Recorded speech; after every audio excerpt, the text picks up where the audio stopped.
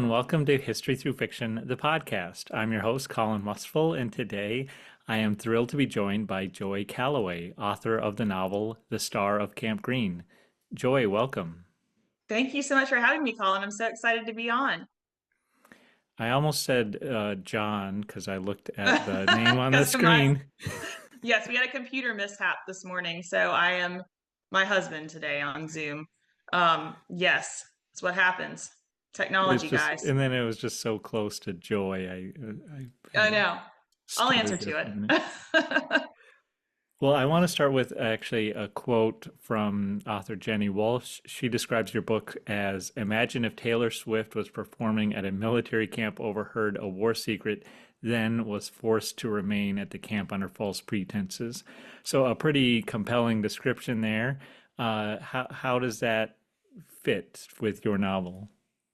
Well, it's really accurate, actually. And Jenny and I are close friends. And when she read the book, she was like, Joy, this is, exactly like what you just said. If Taylor Swift were stuck at an army training camp. Because so my main character is based on a woman named Elsie Janis. So I don't it's not a biographical piece, so it's not Elsie, but Calla, my main character, is based on Elsie Janis. And Elsie actually had a very interesting story. So she was basically like the Taylor Swift of World War One. She was a renowned Broadway star. She was known internationally, and she was actually her wartime performances were actually what encouraged the United States to start the USO in World War II. So she was very influential, and she started her performances. She actually financed her own performances and went overseas um, to the French front lines. Um, but she started her performances actually when America entered the war. She lost her fiance, who was British, very early on in the war. And when the war had broken out in Europe, she actually was in England. And so she watched everyone kind of the call to arms over there. And she saw her fiance off, and he's passed away, pretty quickly early on in the war. And the crazy thing about that is then she doesn't know what to do. So she comes back home to America and she throws herself into her work because that's the only way that she can kind of cope with her grief. And so you see this with Elsie. She's just very prolific during this time. She's doing a lot of shows. Um, more, I mean, she always does a lot of shows, but she's doing more than normal. And then when America enters the war, she no longer feels like she can just sit by the side and do nothing. So she asked General Pershing, "Can I please go to the front lines and entertain the troops?" Like my fiance needed that. He needed music. He was somebody who was really despondent without like just facing the thought of war coming. And if he would have had just a moment of music or of levity, that it could have really helped him. And so she asked him, please, like, let's send me. And General Pershing says, no, absolutely not. I'm not sending you overseas. But he does say, if you want to test it out, you can go toward the American Army training camps. And if that works, then maybe I'll consider sending you to the front. So Elsie in real life actually did go to the front lines, and she was there for about 2 years, and performed on, overturned wagons and anything and tabletops, anything she could find. And she was very close to the front line. Sometimes she would be about a mile away from the front or 2 miles away from the front. And she went with her mom and ended up being really like the darling of the armed forces at the time. And so that propelled and inspired America to start the USO, which is really interesting. So it's a very accurate description, I think, of my main character, Calla. I have a lot of questions based on everything you just told us.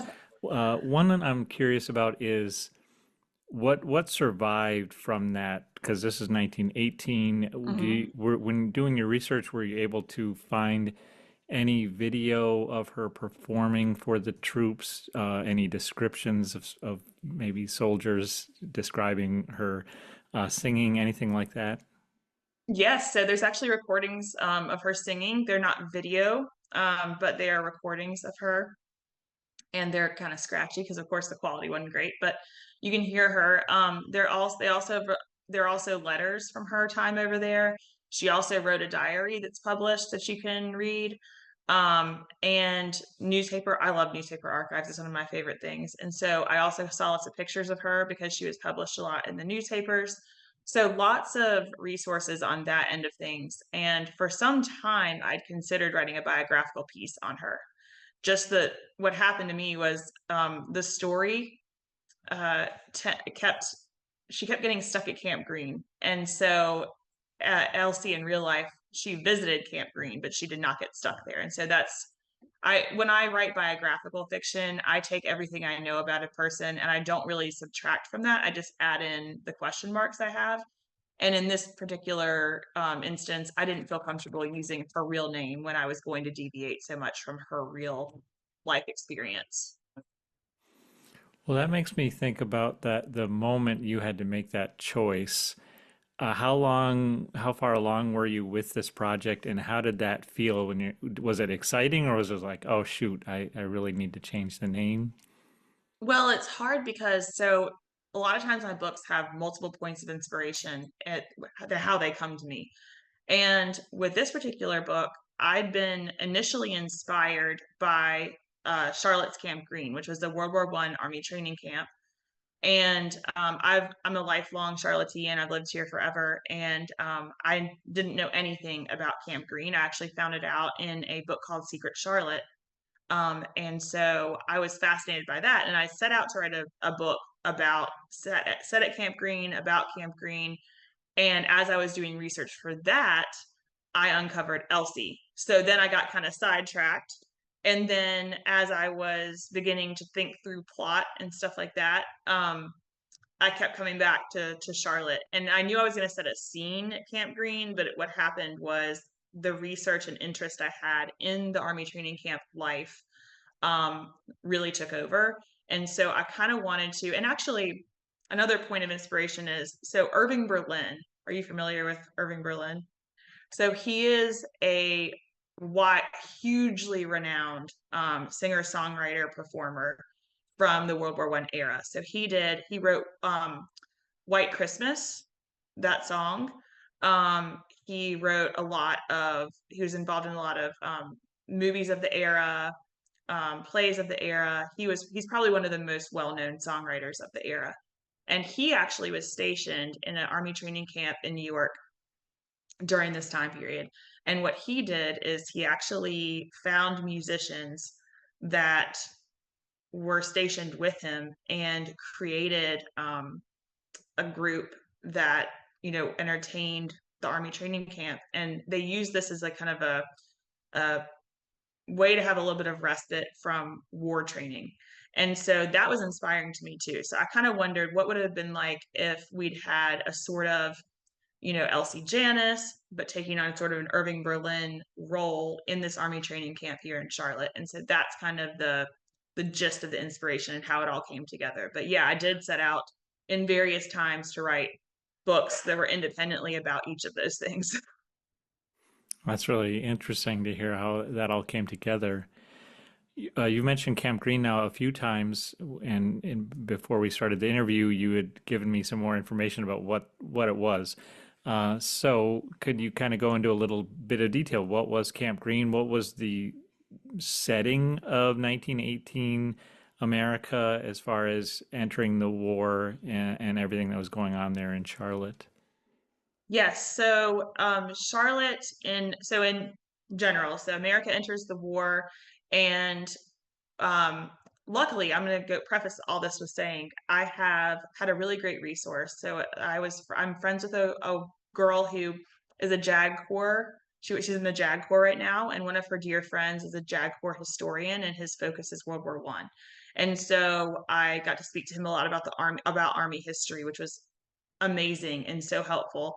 But what was happening in America during this time when it came to military is that there were only 133,000 active soldiers when America entered the war.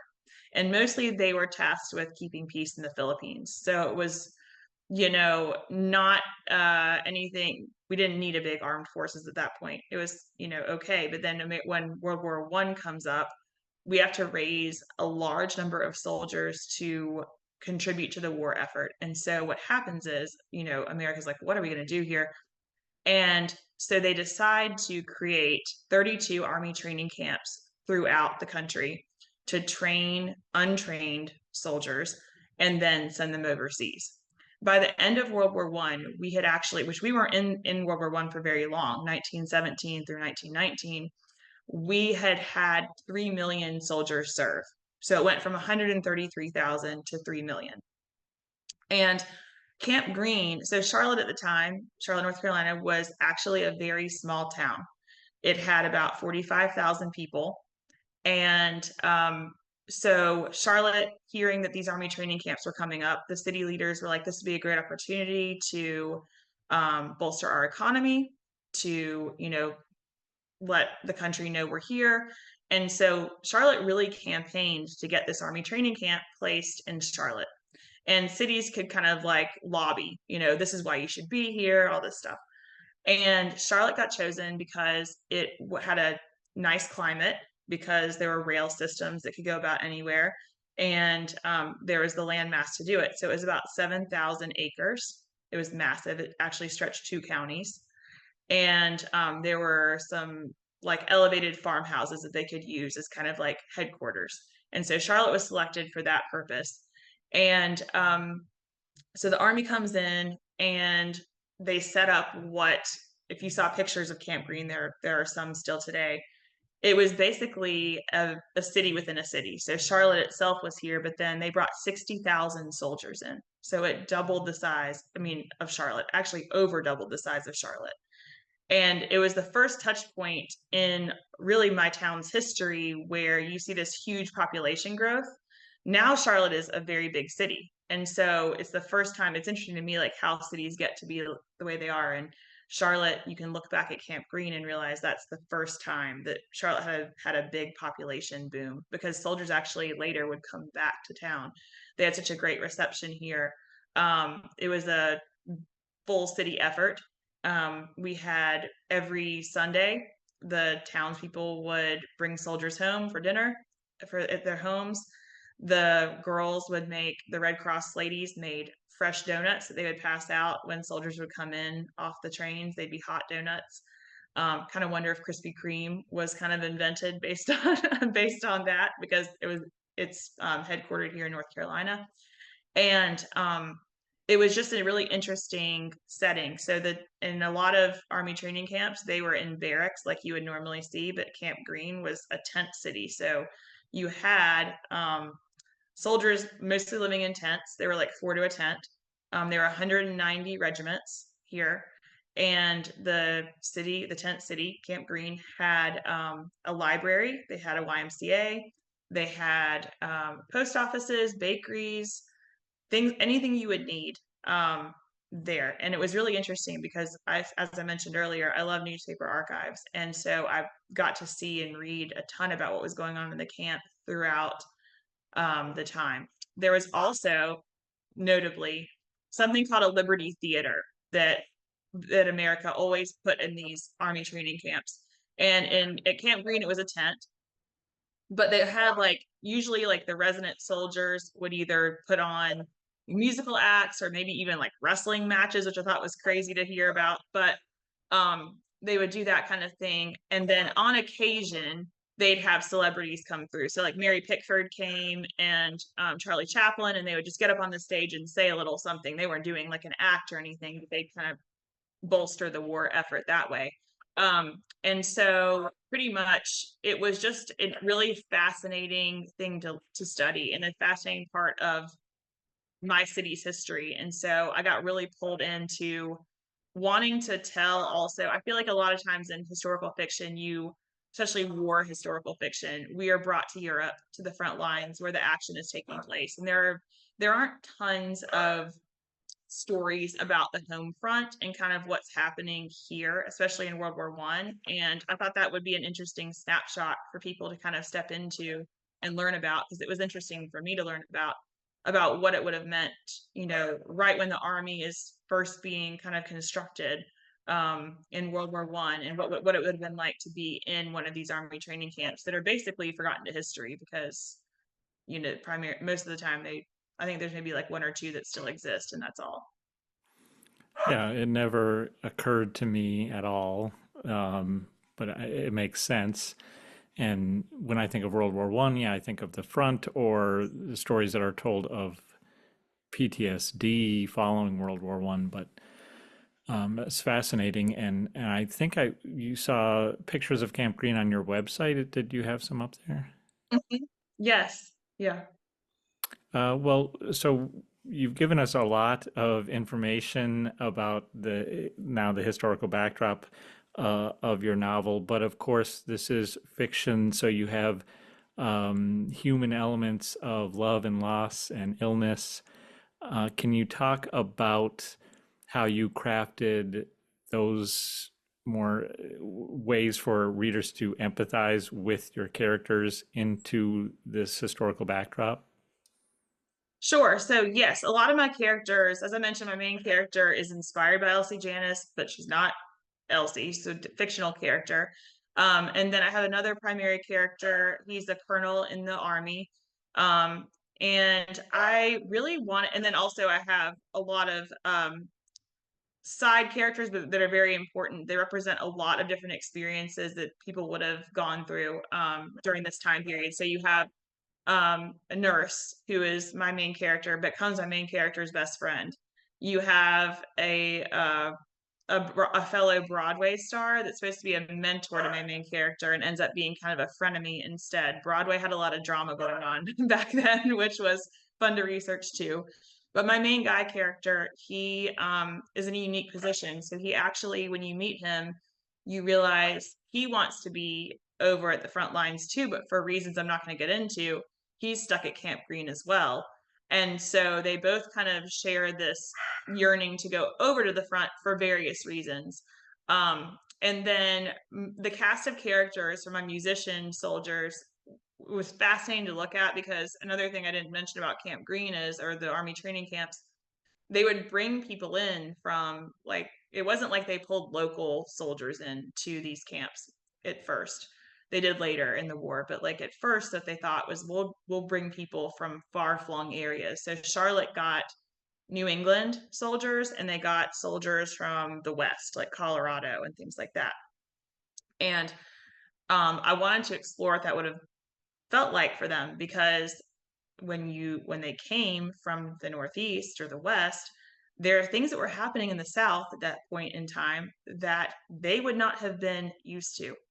Segregation is one of them.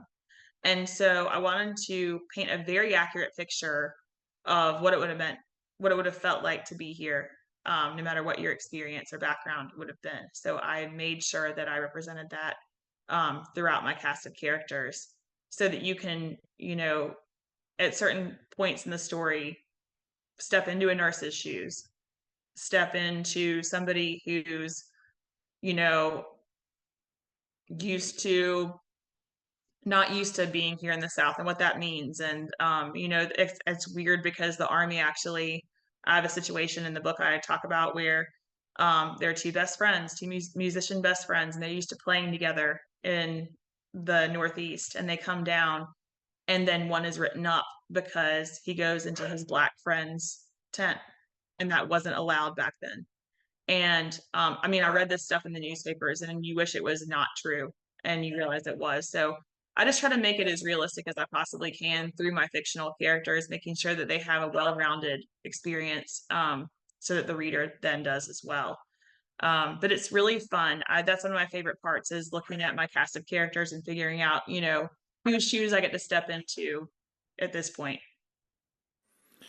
Well, let's shift here and talk a little bit more about you. I read that you have a background as a marketing director for a wealth management company. How does that translate into historical fiction author? So, I grew up like a lot of other authors, absolutely loved writing creatively. I would write plays and, short stories and things like that as a kid, and I read a lot. And then for some reason, I got to high school, I got to college, and I thought, what am I going to do? I'm bad at math. I'm good at writing. And for some reason, it never occurred to me that I could be an author. I don't know why. It just never struck me. So I thought to myself when I went to college, like, what can I do with writing? And I'm not a great teacher, so that was out. And I decided on journalism and public relations. And so did that, and I still love to do it. It's when I still dabble in PR. I love doing it for my author buddies and myself sometimes too, because it's a different way to use words creatively. And so I really enjoy doing that. But what happened was one summer, so I was working as a marketing director for a financial company, and I read an extraordinary amount of books one summer, like more than normal. I always read a lot, but it was out of control. And I was looking at my bookshelf and I was like, I used to love to write, and I'd love to try to write a book. So I did, and it was terrible. It was 2 books too long. It was I think I started the novel with either the weather or for waking up, or like both, which is, a no-no now. We don't do that anymore.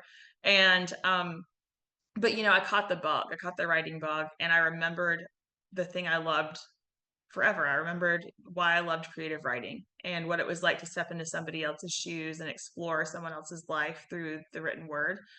And so I kept going, and I kept writing, and the third book I wrote ended up being my debut novel, which is the Fifth Avenue Artist Society.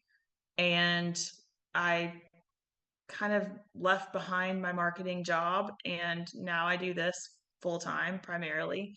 Um, and yeah, it was an interesting transition, but if you think about it, marketing is just another way to be creative with words, which is a really fun thing too. So yeah, I think I talk a lot about this in author talks.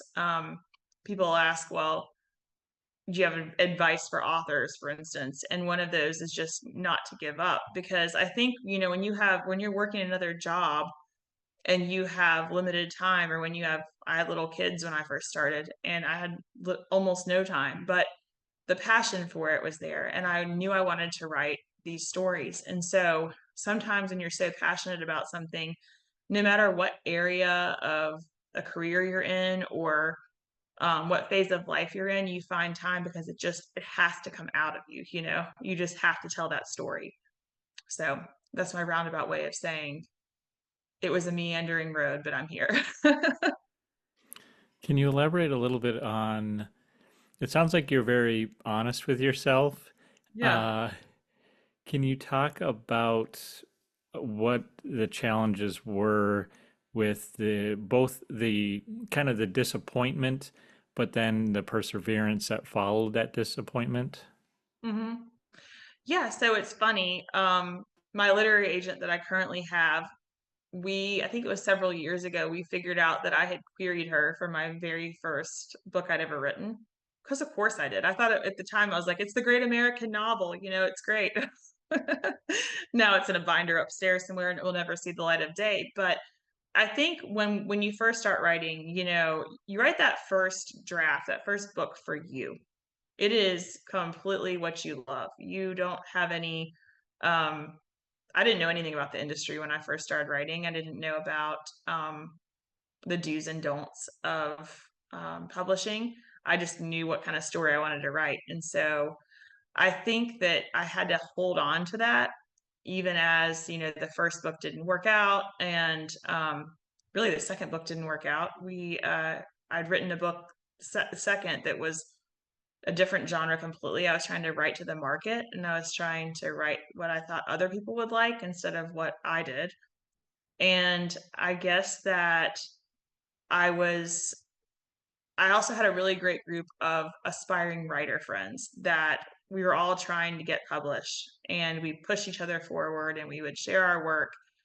And that was invaluable, because now we all have agents and we all have multiple books published. And I think really it's about perseverance, and it's about not giving up and remembering why you like to do what you do in the first place. We spend a lot of time at first honing our craft and spending hours and hours doing something that, at first we don't get paid for.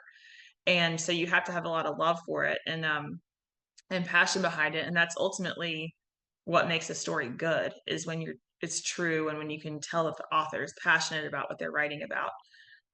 But yeah, it's all about, I tell people all the time, I think when you see an author you see a book on a shelf, that's an author that just did not give up, that just decided, yeah, rejection's going to happen. Um, it's going to happen to everybody. It happens to me now. And that's part of it. But there's a lot of wins that come. And you have to kind of realize that you're doing it for you first and foremost. You're doing it for that one, maybe even if I share my story and it connects with one reader and it's their favorite book and it somehow transforms their life, that is worth it to me. And I think if you hold true to that, then like the other things, like, yeah, it'd be nice if, you're mega, mega, mega successful and you never have to worry about, not getting another book deal and you're known by everyone and everyone loves your stories. That's great. But if you can celebrate the small wins, then you're going to always have a great outlook on the industry and it's going to keep you moving forward because um, you're going to be able to grasp something really positive. And I think that's what drives me in the end is just that um, I love it. I love what I do. And I hope I never have to do anything else because this is the best. That's awesome. I do want to talk a little bit more about that and about the industry itself because um, hearing it from maybe someone who has not achieved what you have achieved and is trying to achieve what you achieved, it might sound like platitudes or something. And I saw on your Instagram that you recently signed a 2 book deal with Harper Muse, which is awesome. Congratulations. Thank you. Um, can you talk about both the excitement, the reward, that you've worked hard to earn, but also what is the day to day once you have something like that? What are the realities of now working on a contract and having that pressure to do these 2 books? Yes. So, I mean, so first of all, I guess we always go into this when when we go into like negotiating another book deal, it's really exciting. The exciting part is I'm coming up with ideas that I've wanted to write for years or that strike me all of a sudden and I'm just super passionate about them and I just can't wait to dig in. So that's really, really exciting part is knowing that book is going to be on the shelf and I get to work on it. And I actually have my Harper Muse team is phenomenal. I count them as friends too, which is wonderful and probably rare. But I absolutely love them. So I've done 4 books with them so far. The Star of Camp Greene's my 4th, and I've had 4 books in 4 years. So I've been on a track, as you mentioned. When you're under contract, it depends on your publisher, but usually it's like 1 or 2 years.